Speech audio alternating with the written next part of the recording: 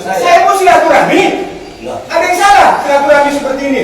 Puluhan prajurit TNI Geruduk Polrestabes Medan tersangka pemalsuan tanda tangan dibebaskan. Saya hargai, makanya panggil, nanti kami hadirkan.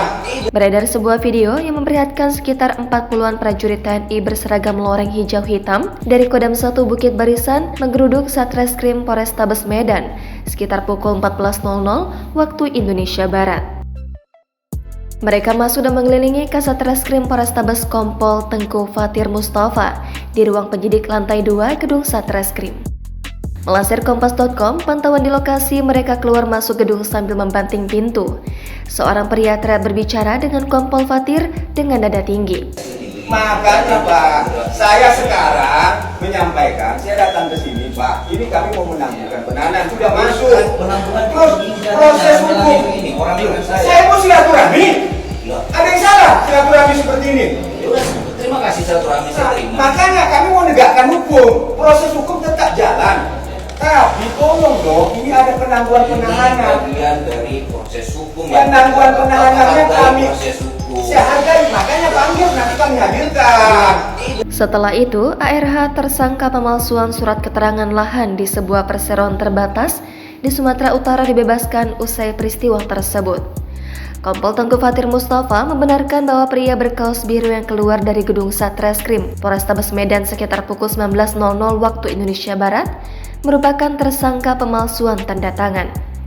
Namun, Fatir tidak menjelaskan secara detail apakah ARH dibebaskan karena intervensi dari puluhan prajurit TNI yang datang. Diketahui bahwa salah satu prajurit TNI yang datang merupakan penasihat hukum Kodam 1 Bukit Barisan, Mayor Dedi Hasibuan. Kabid Humas Polda Sumut, Kombes Pol Hadi Wahyudi mengatakan kedatangan penasihat hukum Kodam 1 Bukit Barisan dan beberapa anggotanya ke Polrestabes Medan untuk berkoordinasi terkait status penahanan ARH, saudara dari Mayor Dedi Hasibuan. Iya betul, beliau tadi hadir ke kantor Kasat Reskrim untuk berkoordinasi terkait permohonan penangguhan penahanan dalam kapasitas Mayor Hasibuan sebagai keluarga ARH, salah seorang tersangka, kata Hadi pada Minggu 6 Agustus dini hari.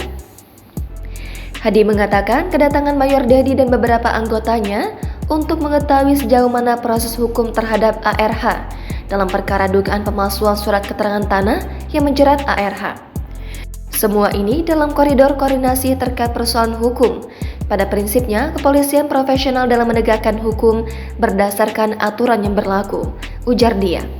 Kami, TNI Polri solid, setiap hal selalu dikoordinasikan dengan baik, kata Hadi.